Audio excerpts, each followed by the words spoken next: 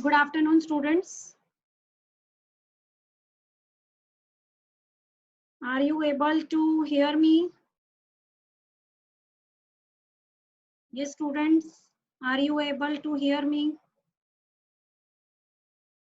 Okay. So a very good afternoon to all of you. Here, 11th class accountancy class, and we had started with chapter 2, basic accounting terminology. As I told you earlier, that this chapter is very important. Until now, we have done only few terms that are like business transaction and capital. So you can write in chat box which terms we have already done till now. Yes, yes, students, give me answer in chat that which terms we have done till now. Yes, drawings, very good. Yes, drawings, what else?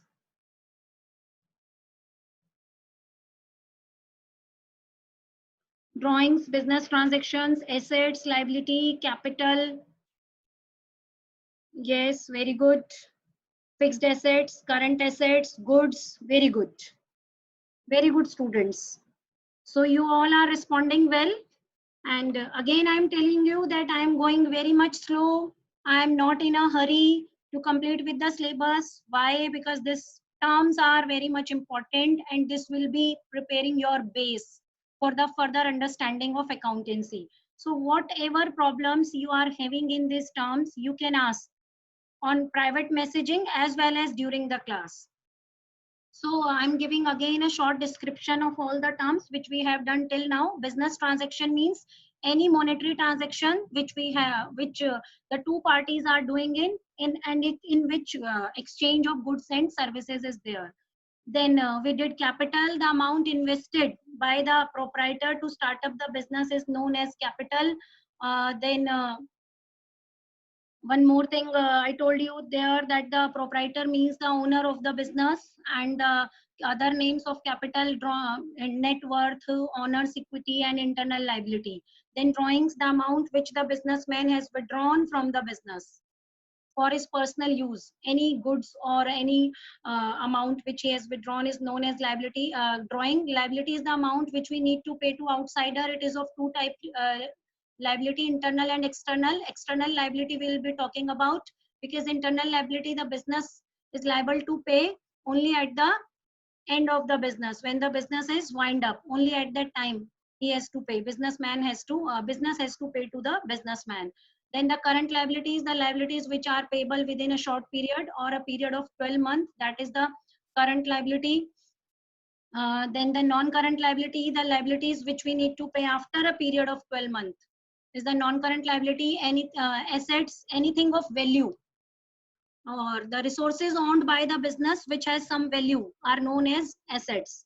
So the assets are of two type. Again, the current assets and non-current asset. Current assets means the assets which are likely to be converted in cash within a period of less than 12 months, or the operating cycle, whichever is more, is known as current asset. And the examples I told you: cash, bank balance, debtors, BR, stock, short-term investments, prepaid expenses, etc. And all these terms I'll be explaining in the next classes one by one. Like BR, debtors, stock, short-term investment, all the terms will be explained later on in the different classes. Then non-current assets are those assets which are not to be converted in cash. Okay, so they are further divided in two parts, which are mainly for use. The businessman will be using these assets to make profits, to generate revenue. Okay, so these assets are of two types: fixed, current, non-current assets, and non-current investment.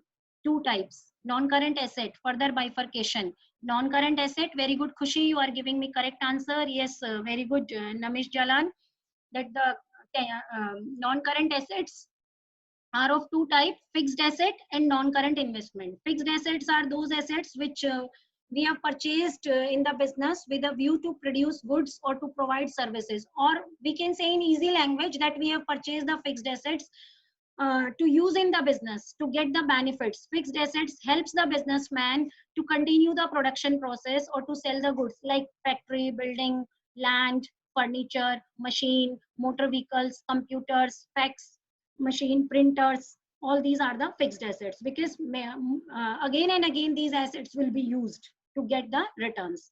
Then tangible assets, further fixed assets are divided in two parts: tangible assets and intangible. Tangible are those which can be touched or seen, land, building, plant, machinery. And intangible are those, yes, Anshika Garg, you are giving me correct answer. Yes, Khushi, goodwill, very good. Good understanding.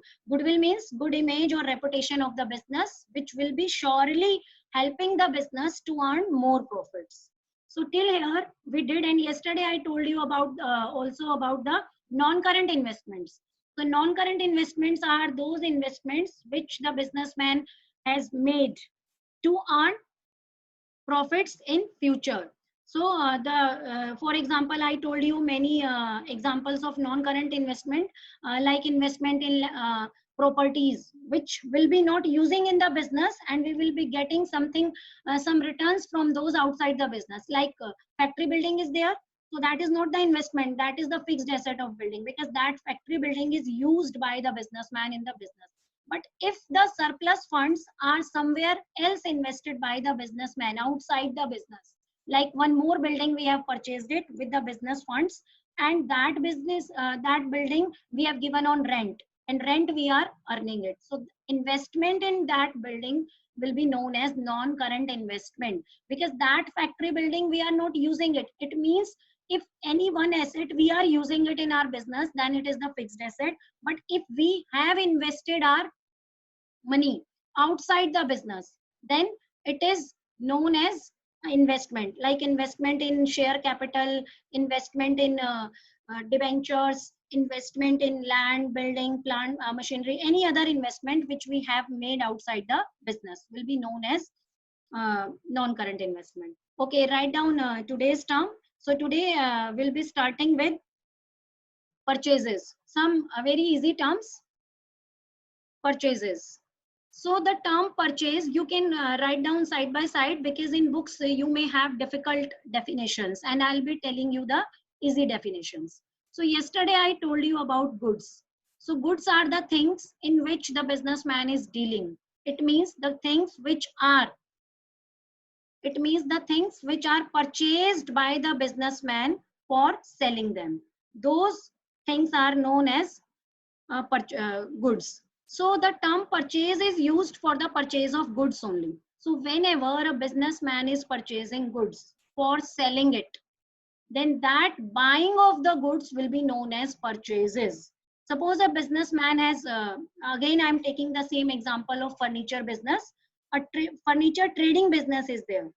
Trading means the furniture man is buying the furniture to sell it off. Okay, ready-made furniture he is buying. So suppose he has bought two sofas costing rupees 50,000 each. So it means in business he will be not recording he purchased, he has bought sofa. He will be not writing sofa. So purchase, buying of goods will be written under one head. That head is known as purchase only. Suppose same the furniture trading businessman is purchasing AC, then it is an asset. Whenever the businessman is purchasing asset, then it will be recorded under asset in fixed asset, whether it is tangible or intangible. But whenever the businessman is purchasing goods, buying goods, then it will be written under the head purchase. So purchase word is reserved only for buying of goods, not for buying of assets. Okay, am I clear? When we are purchasing, buying assets, then it will be recorded under asset. But when we are buying goods, then it will be recorded under purchases. So whenever a businessman is purchased asset, then we will be recording as an asset. But whenever a businessman has purchased goods, then it will be recorded under purchases. Am I clear? Students, am I clear? So when goods are bought, then it is purchase. When assets are bought, then it is asset, not the purchase. Am I clear, students? Give me answer in chat box. Yes. So whenever the businessman is buying goods, then it will be recorded under purchase. Okay. And whenever the businessman is buying asset, then we will be writing asset. Like a businessman has purchased goods. Goods means the things in which the businessman was dealing. So we will be writing under a head. In accountancy, each and everything will be recorded under a head. So the head here will be purchase. But the businessman has purchased one machine. Why? To use it, to generate revenue from it, to earn profit by using this machine. So this machine will not be recorded under the head purchase. This machine will be recorded under the head fixed asset. Okay. So purchases are of two types. You can bifurcate the word purchase. It is of two types, cash purchases and credit purchases. Okay. So cash purchases means at the time of making purchase or at the time of buying the goods, we have made the payment. So it is cash purchases. We are giving cash, and in return we are getting goods. So it is cash purchases. And credit purchases means then we have purchased the goods, we have bought the goods, but we are not making payment in present. There is a future payment. We have promised to make payment in future. Then it will be known as credit purchases. It means we are not making payment in present, but we have promised to the seller to make the payment in near future, and seller is agreed with our promise. So in that case, that purchases will be known as credit purchases. So write down one formula here.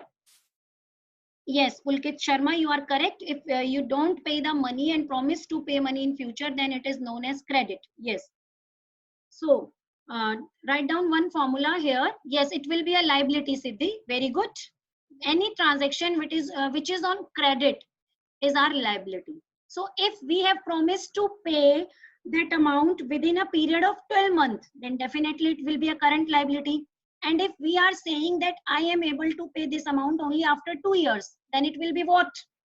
Yes, students, give me your answers in chat. If I am promising to make the payment after a period of 12 months or 2 years, after 2 years, then it will be very good.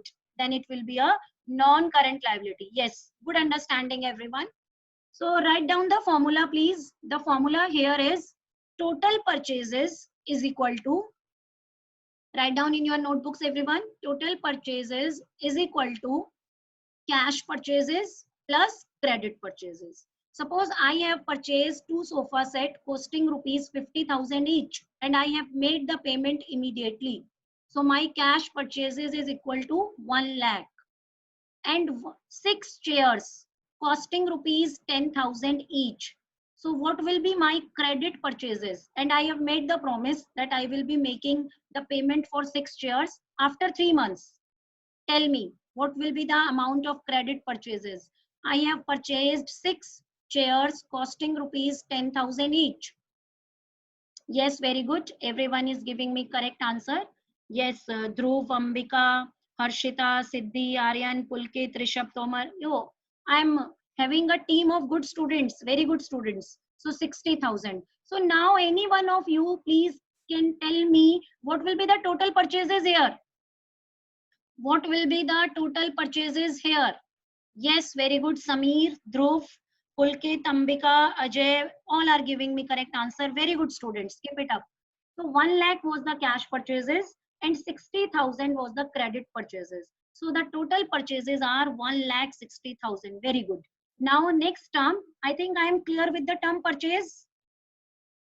Okay. So next term is purchase return. As the name implies, purchase return means anything which we have purchased earlier, we are returning it back to the seller. Why? Just because of any manufacturing defects or due to any difference in specifications. It means we have ordered something else and we have got something else.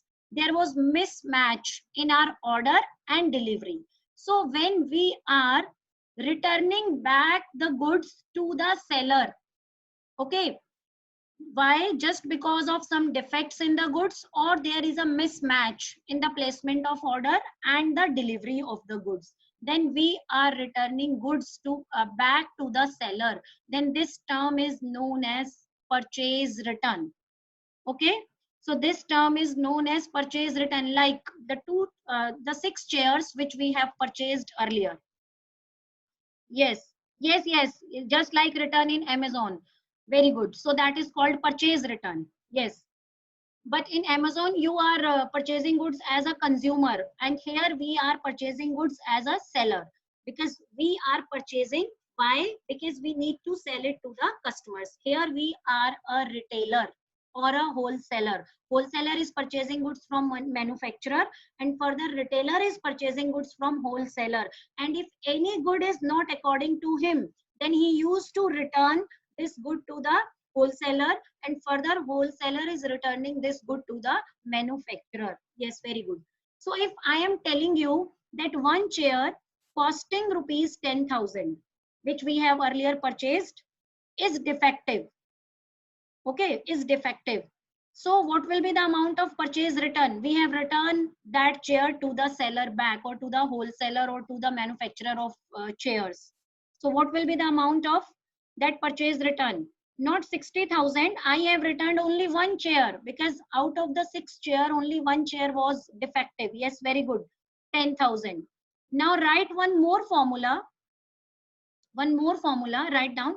I told you earlier that total purchases is equal to cash purchases plus credit purchases. Now next step in the formula is finding out net purchases. Write down net purchases.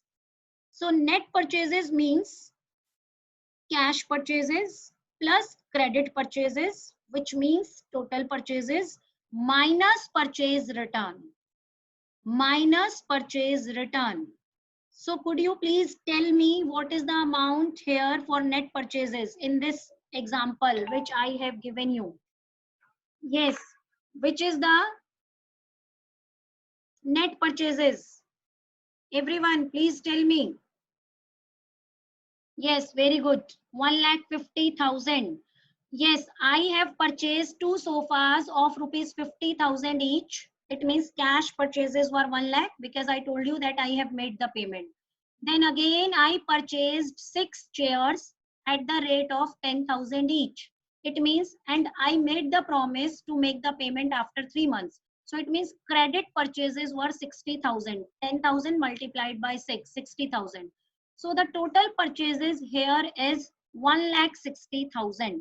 Now I am telling you that just because of defect in one chair, I have returned back one chair. So that returns will be deducted from the total purchases to get the net purchases. So net purchases are equal to total purchases minus purchase return. Students, please keep writing on all these formulas, because at the end of the chapter, we will be doing numericals on the basis of these concepts. Okay. So next term, 2 terms we have done till now. Next term is sales. Sales. So again, we have purchased the goods. So far, I have purchased as a retailer. Here we are talking about a businessman. Whatever we are discussing here from the point of view of businessman, not from the point of view of a consumer. Here we are not a consumer, we are a businessman. And which type of business we are doing? Furniture items business we are doing. Okay. So in earlier concept, we purchased 2 sofa set and 6 chairs. Why? Why the furniture businessman is purchasing all these items? Why? Keep it with himself, or to what? Yes, very good, Harshita. For selling. Very good. He has purchased. Yes, Pulkit. Very good. Yes, everyone is giving me correct answer. He has purchased the furniture items not to keep all those items with himself only, to sell them to the consumers, final consumers. So the term sale is used only for the sale of goods, not for the sale of asset. So term sale will be used only for the sale of goods. So whenever we are selling goods, so we will be recording the sale of good under a particular head. That head is known as sales. So whenever we will be talking about of sales, sales means only the sale of goods, not the sale of assets. Like purchase does not mean the buying of assets. So similarly, the sale does not mean the selling of assets, only the selling of goods to earn profits. Goods means the things in which the firm is dealing. So the term sale means the sale of only goods, and goods means the things in which the businessman is dealing, or the things which the businessman has purchased to resell them.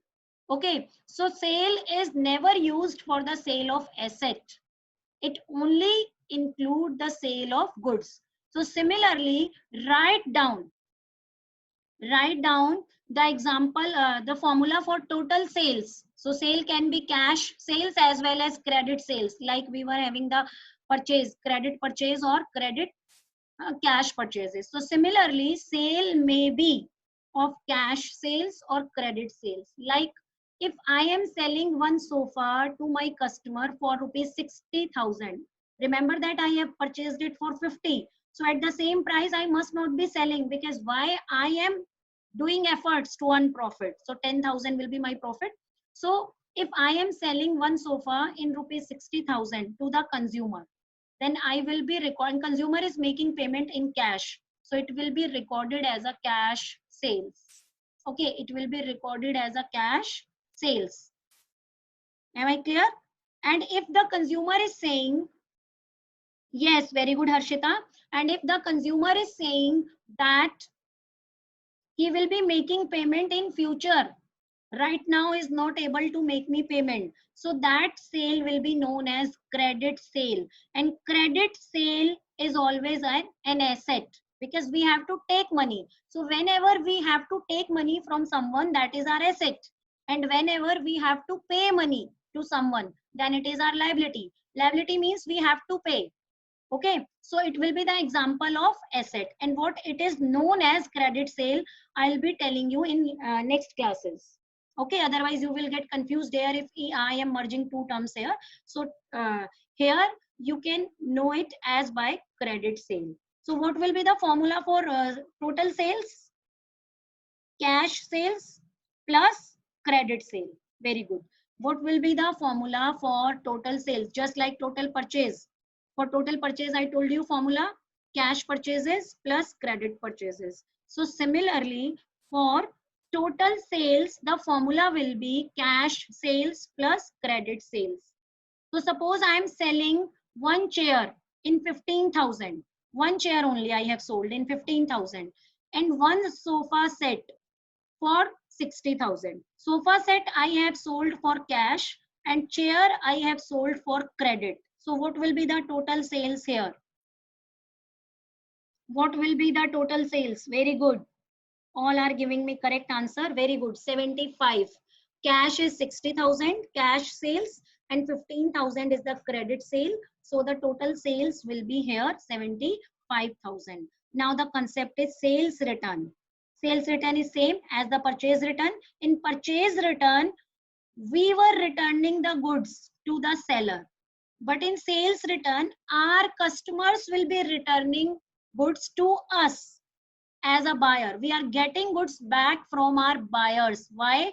Because the goods may be of defective, or they were not satisfied with the goods. That's why they have returned our goods back to us. So if the goods sold to the customer is returned by the customer, it is called as sales return. Like the one chair which we have sold to one customer, and the customer is coming back and telling us that this chair is not useful for him, so please take it back.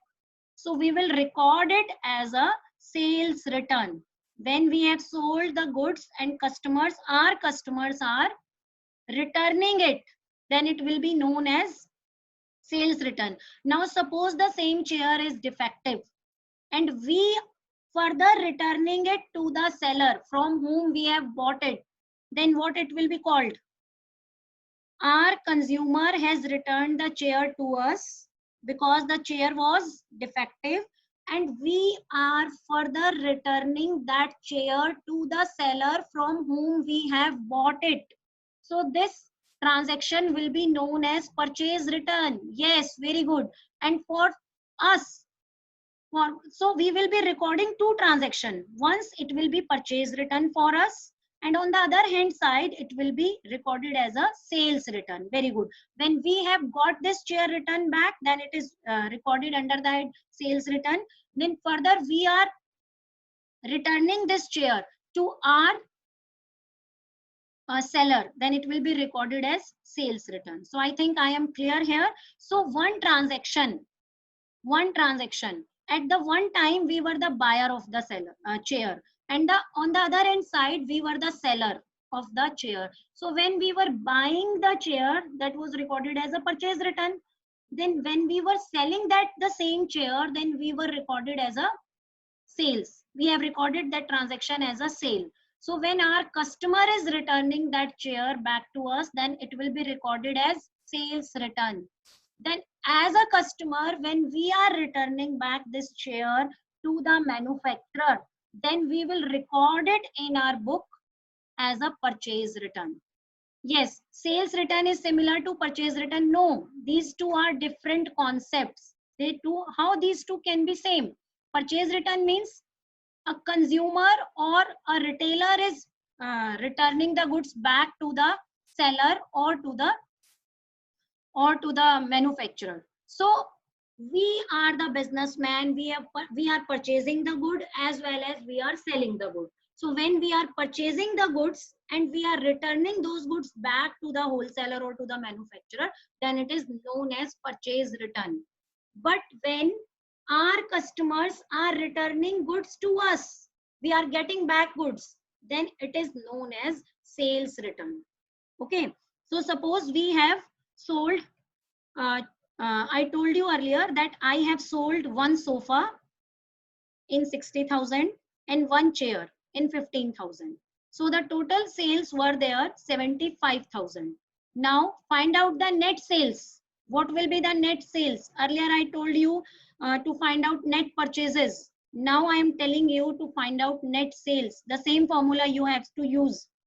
Yes, very good Namish, very good Ambika, Paridhi, Ajay Bhatia, Keshav. You all are giving me correct answer. Good understanding students. Keep it up. Kushi, Samir Goyal. Yes, please don't give answer in group chat. Give me privately so that other students are not able to see the answers.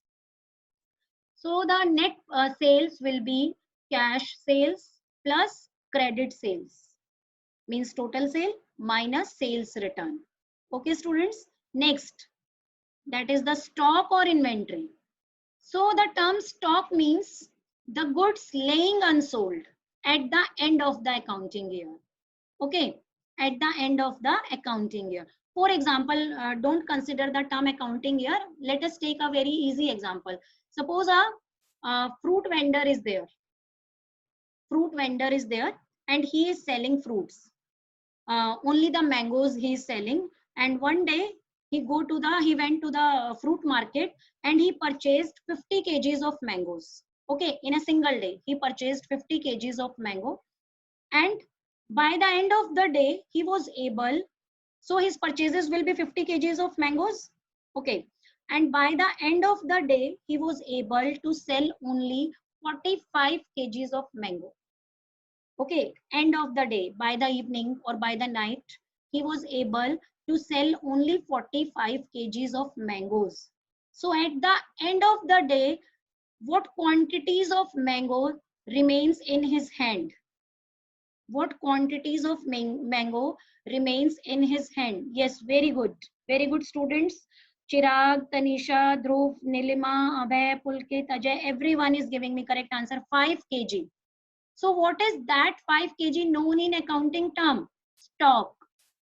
That 5 kg will be known as stock. It means the goods laying unsold, remaining unsold, goods in hand is known as stock.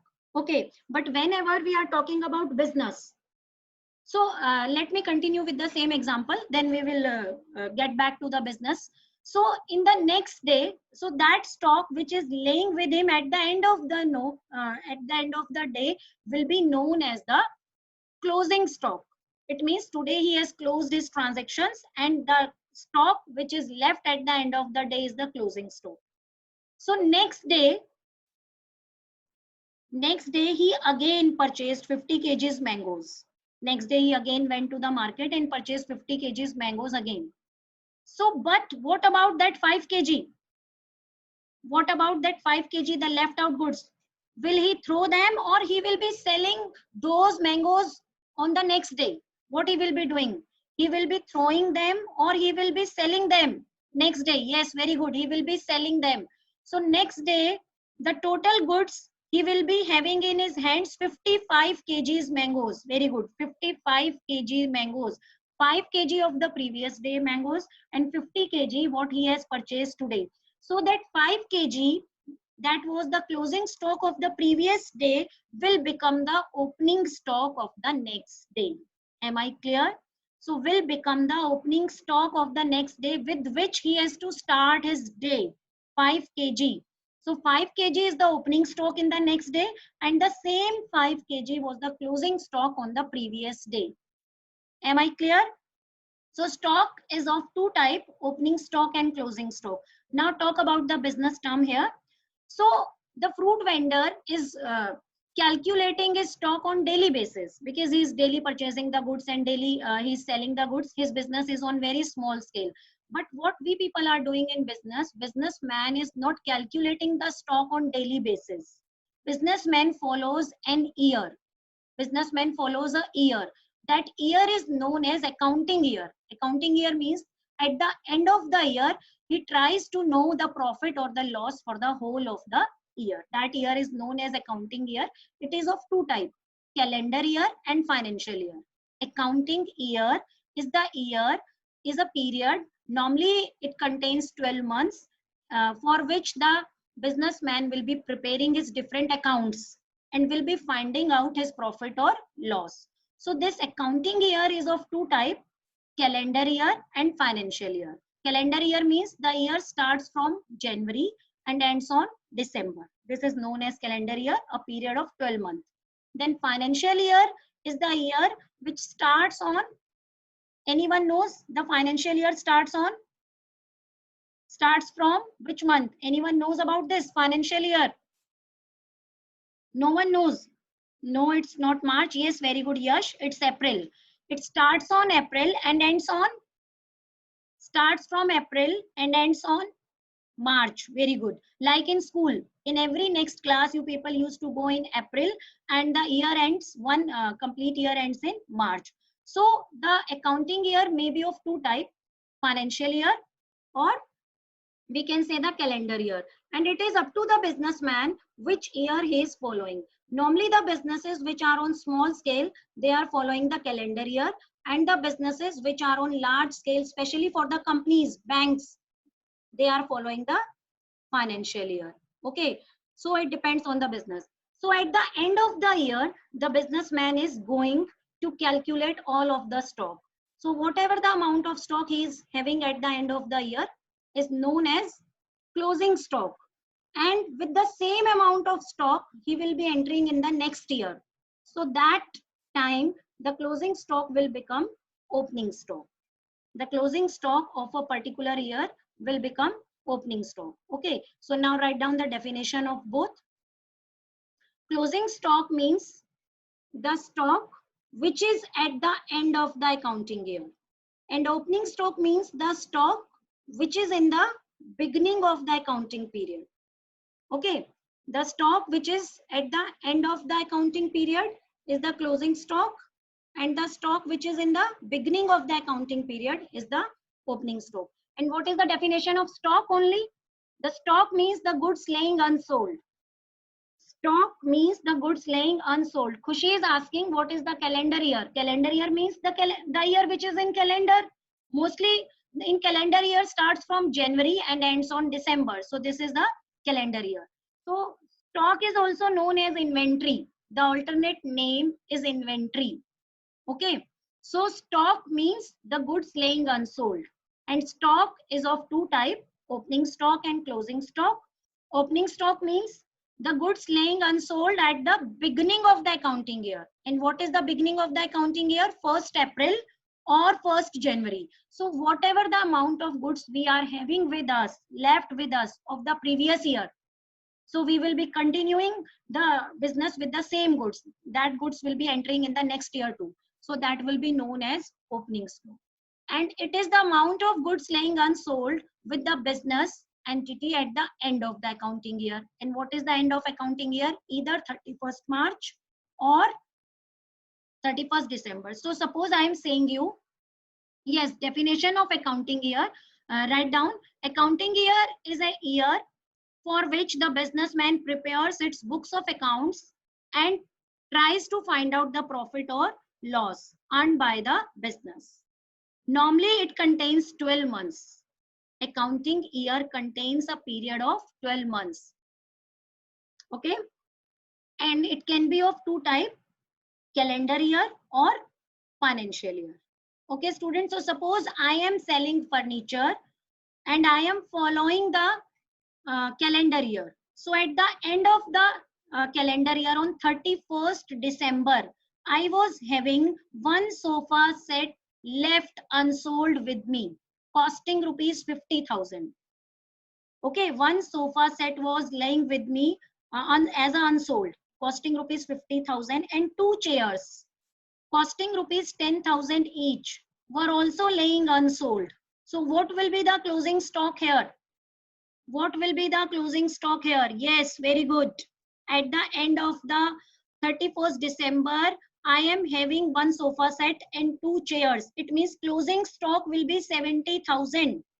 So now would you please tell me the value of opening stock? First, on 1st January, what will be the value of opening stock? 1st January, what will be the value of opening stock? Yes, again same 70,000, because when on 31st December I was having one sofa and two chairs. Then on 1st January I'll be having the same. Nothing will change overnight. So we can conclude here that the closing stock of one accounting period is what? Is what? Give me answer in chat. Closing stock of one accounting period is equal to dash. Closing stock of one accounting period is equal to dash. Yes, very good Siddhi, very good Ishita, Ambika, Samay, Lochan. Yes, Darshika, Aryan Bansal. Yes, very good Abhay Bansal, Dhruv, Chirag. Yes, very good students, everyone. Clap for you all. So it will be equal to opening stock, because end of the year means the last day of the year, and big opening means on the very next day of the year, next year. So overnight nothing will be changed. So the at the end of the year, whatever the amount we will be having as a closing stock will be acted as a opening stock for the next year. We have to start our business with that stock, and in the next year again we will be purchasing the goods and we will be selling the goods.